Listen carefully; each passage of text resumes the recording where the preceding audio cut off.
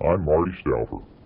Even as a kid, growing up in rural Arkansas, I was interested in photography. For me, it was some sort of magic.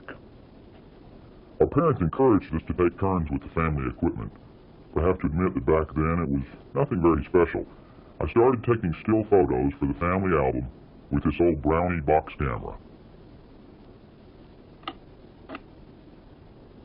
Next came home movies in 8mm, in the backyard, and then in the nearby woods. Before I knew it, I was spending the summer in Alaska and making a documentary about the wildlife. The 16mm Aeroflex equipment that I use today has come a long ways from this 8mm Kodak camera. That's not really the camera's fault. You see, at one point this telephoto lens was broken off, and I glued it back on. It never was the same after that for some reason. But some of my fondest memories are the old days, when I was just starting out. And I love to hear from people who are in that same position today. I get some funny questions, though. One young man wrote and asked, "If I'm in the woods, lost and very hungry, is it okay if I eat tree bark?" Well, I advised him that I didn't think it'd be very nutritious. Somehow people have the impression that a wildlife cameraman is a cross between Ewell Gibbons and Daniel Boone. But most of the letters that I receive are people asking good solid questions. How can I become a wildlife photographer? Well, it's an important question, and I'd like to give you a quick, easy answer, but there really aren't any. The answer is pretty complicated, but I'm going to try to answer it. So why don't you come along? I'd like to show you some of the scenes that I've been lucky enough to capture on film, and I'd also like to share with you some of my secrets for photographing wildlife.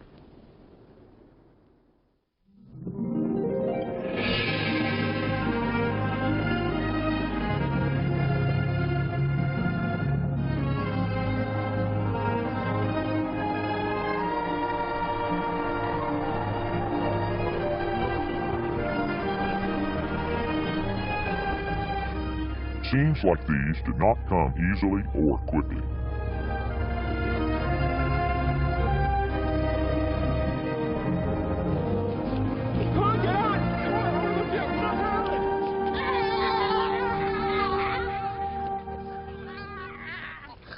When we were young, my brothers Mark and Marshall, and my sister Mary and I constantly filmed our backyard adventures. We had the usual domestic pets. Then there were some not so usual, including Foxy the fox. The orphaned kit shared a food dish with our family dog. Through the years, that simple Kodak 8mm saw miles of film and a lot of animals. The larger, Super 8 format was a step up technically, but the fun of filmmaking remained as strong as ever.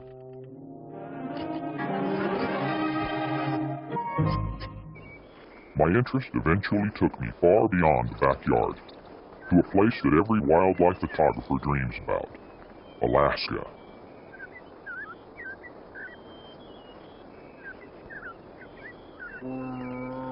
In that summer, between years of college, I discovered the incredible beauty and vastness of our continent.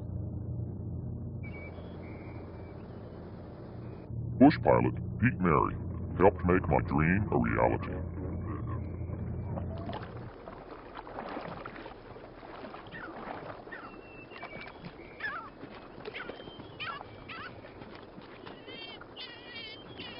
For a country boy, fresh from the southern woods, the far north was endless. As I learned to live off the land, I also learned to film with a crew of one, me. That lesson is valuable, even today, because a wildlife cameraman is usually alone. In this sequence of fishing for burbot, I was both in front of and behind the lens. Watch as I stop the camera by clicking the switch in my right hand.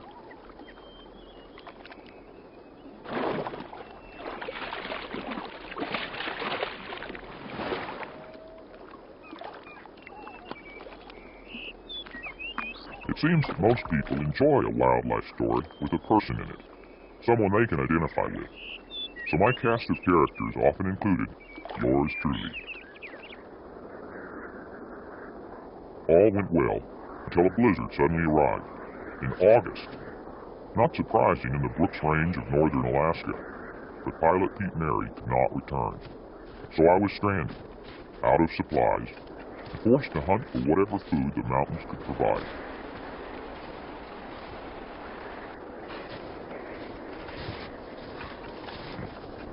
The Dall sheep ram I shot was more than welcome.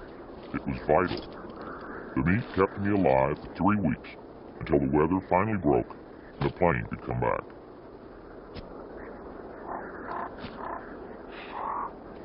The Alaskan film was a success with audiences back in 1968, even though it was silent except for my live commentary.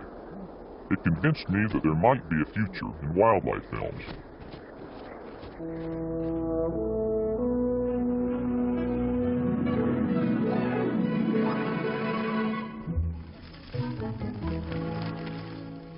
So I planned for the next adventure, Africa.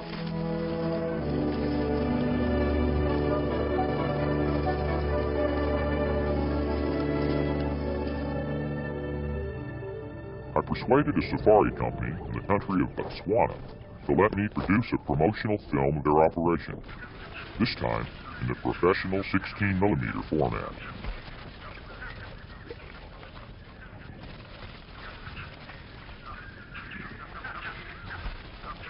Every aspect of the experience was new. The people, the animals, the living conditions.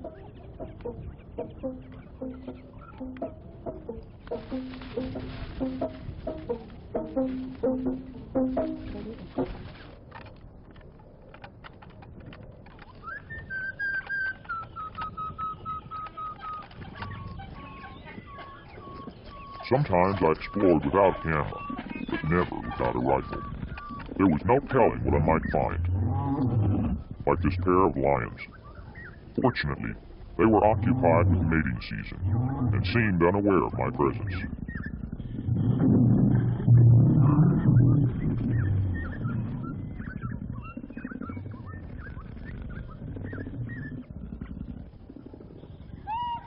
Everywhere I looked, there were scenes like this, just waiting to be filmed.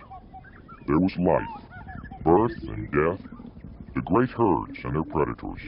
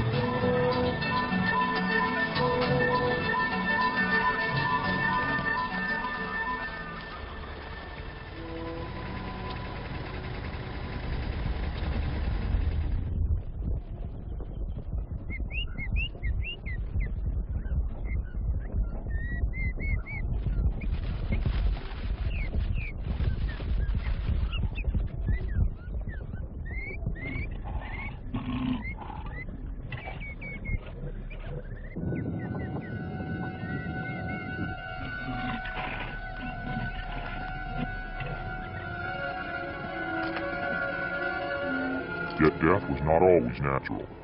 It came also at the hands of man.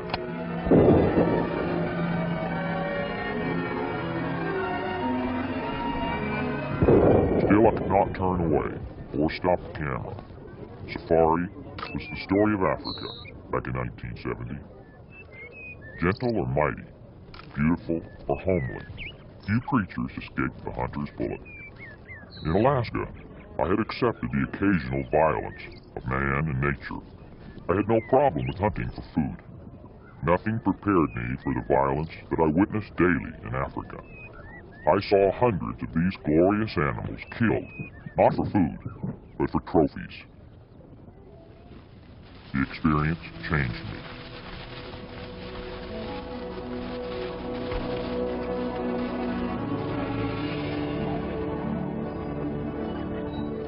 In Africa, I had filmed death.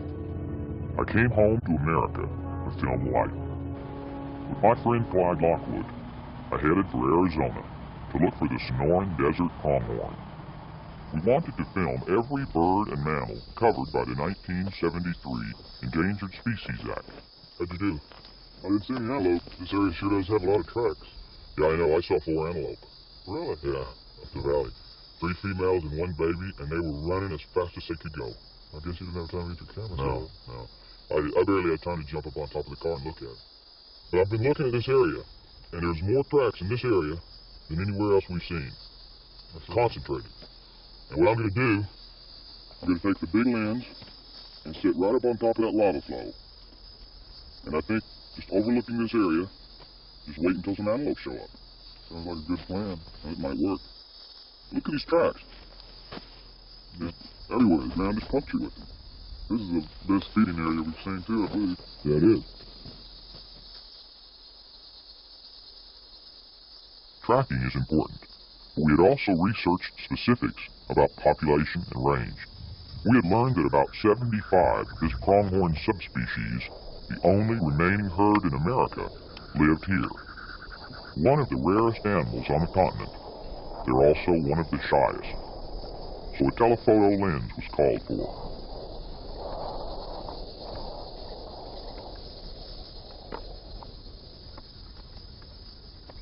Others, the Clarimundi, were more approachable.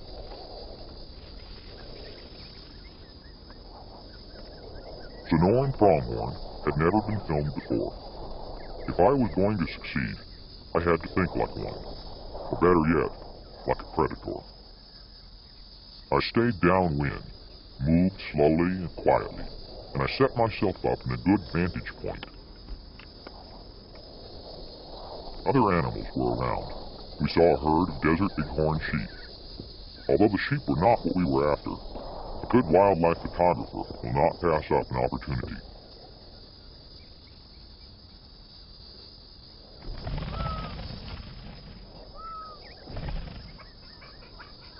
The desert requires certain precautions.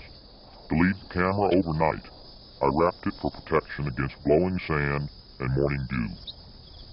We were camped less than a mile north of the Mexican border, a place called the Pinta Sands. In this land of contrasts, early morning and late afternoon were the best times for filming.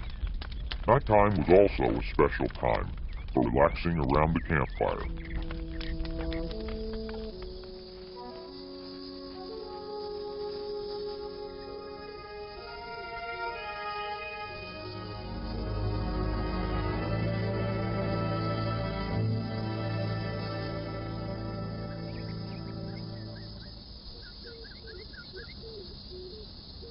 Weeks dragged by, but long waits and uncomfortable conditions, just like solitude, are part of photographing wildlife. I had done all my homework on pronghorn. I was in the right place, but I thought it might never be the right time. Then, just when we were ready to pack up, I spotted a pronghorn.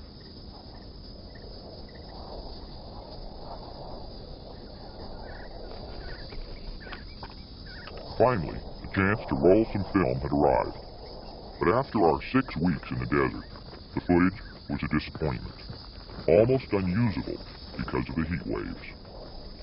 Fortunately, many projects have much happier endings. I've learned the hard way that rare species do not necessarily yield rare footage. Now I look for uncommon or unseen behavior in common species.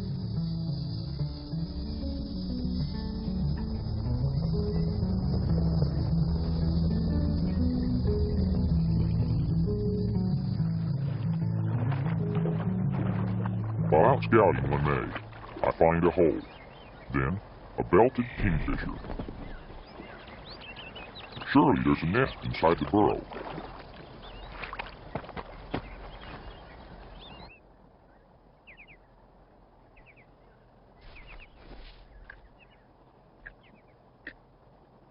Baby kingfishers.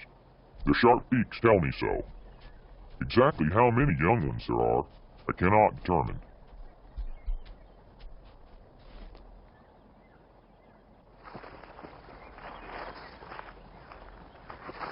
However many there might be in the brood, I'll never be able to film them through the tiny opening. So hidden by a tarp, I dig into the burrow from behind.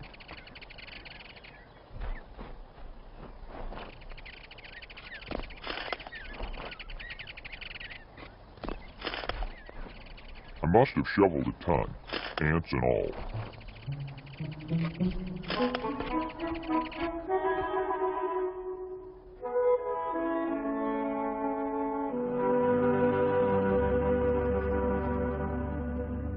After 3 days, the opening is large enough to work in, but it's still too dark for filming.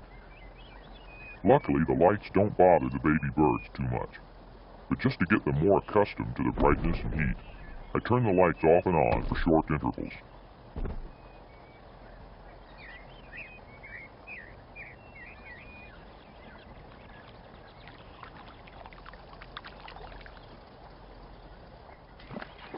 Next, I find some minnows and try to get the babies to accept the fish from me. Doing this sequence is like being back in Alaska. Here I am again, filming myself. My intrusion kept the parents away longer than normal, so I keep the youngsters healthy by feeding them regularly.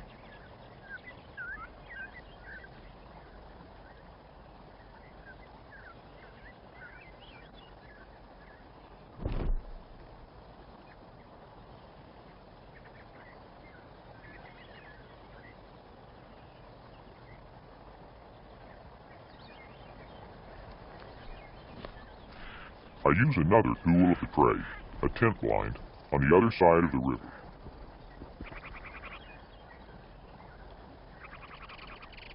For babies are friendly, but the mother bird, understandably, is cautious and protective, so I have to be more careful when filming her.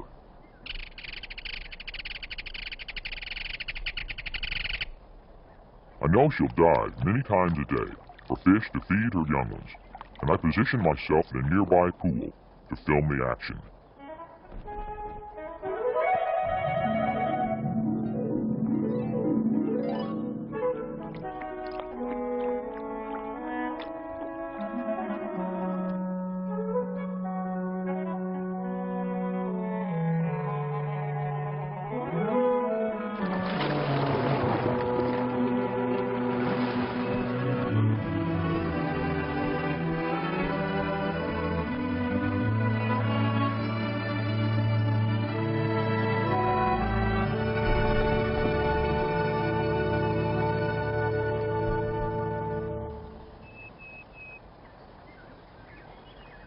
The sequence, the mother feeding her babies, is harder. Now I have to get her accustomed to the light.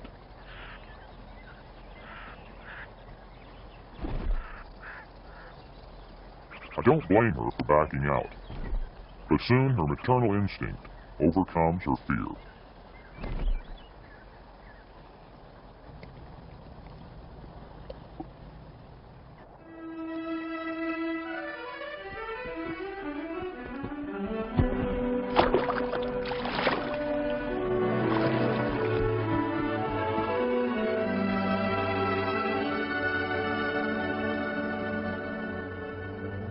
Up close and slowed down. That's the way I like to watch and film wildlife. In this diving sequence, the camera is filming at 150 frames per second, compared to the normal 24.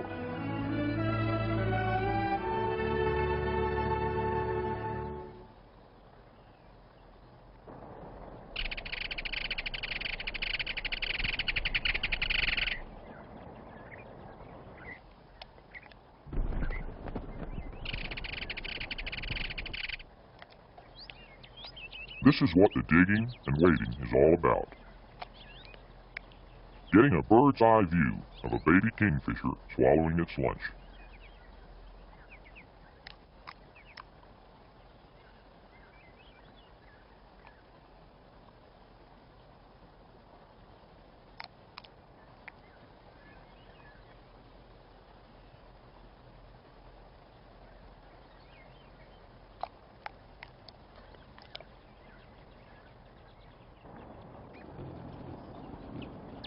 The funny part about watching and filming wildlife is that the books often talk about one kind of animal behavior while you see another. Often when you're out in the field, you'll see things that totally contradict what you've read. To me, this kind of personal discovery is very exciting. Experiences like these add greatly to the joy and adventure of getting closer to nature.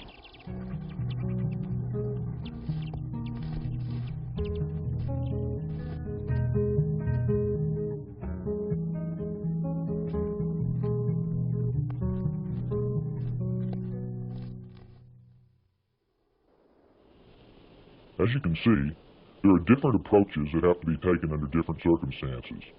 There's no one secret to wildlife photography, but if I had to sum up the way that I go about it in one easy word, it would probably be angle. Look for an angle. Now by angle I mean look for a nest, look for a den, look for a food source like the grass that the pronghorn and the bighorn were coming to, or a water source. The prey species come to the water and then the lion hunts there. Food, water, den, nest. It can even be something like an animal, a female of the species during the mating season. But whatever it is, the angle that I look for is something that an animal will return to time and time again. Now it's been my finding that only with an angle like that are you able to spend enough time around the animals to really get good coverage. Many people have an impression of wildlife photography that it has to be very technical or that it's very time-consuming. That's really not the case, and that shouldn't put you off. It can be a fascinating hobby even with the most basic of equipment. And you also shouldn't be put off if you're not a biologist. I'm certainly not a biologist. I like to think of myself as a naturalist. I learn as I go. My actual background is in English, and it taught me one other important thing that I think I should pass along, and that is to be able to tell a good story. Whether you're taking 2 or 3 still photographs, or whether you're setting out to do a whole 1-hour home movie, being able to tell a story with a good beginning, middle, and end is extremely important. So if you do decide to get yourself a camera, keep your eyes open for an angle and also for a storyline. I can only hope that you'll have as much fun as I've had photographing wildlife. I'm Marty Stauffer. Until next time, enjoy our wild America.